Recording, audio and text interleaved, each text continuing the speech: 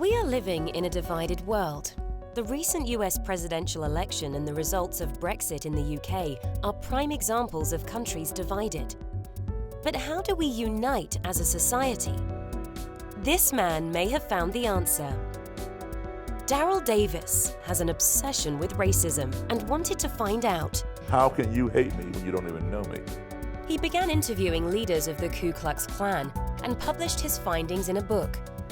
Along the way, Davis became friends with many of the Klansmen he interviewed. One man in particular was Roger Kelly.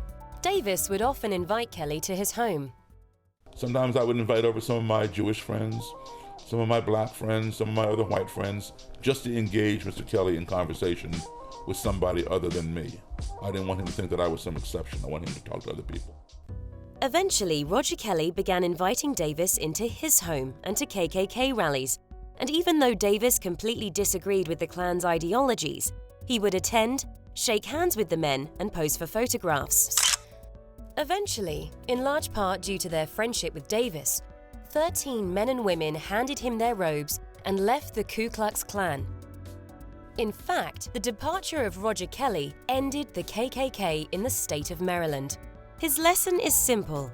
While you are actively learning about someone else, you are passively teaching them about yourself. So if you have an adversary, an opponent with an opposing point of view, give that person a platform, regardless of how extreme it may be.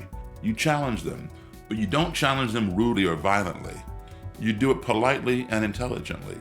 And when you do things that way, chances are they will reciprocate and give you a platform. So he and I would sit down and listen to one another.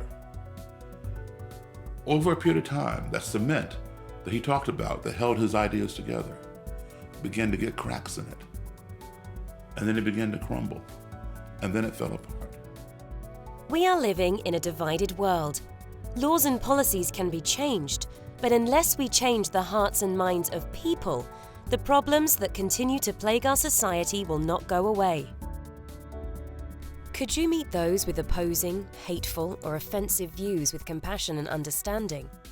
What if that is the way you change their hearts and minds?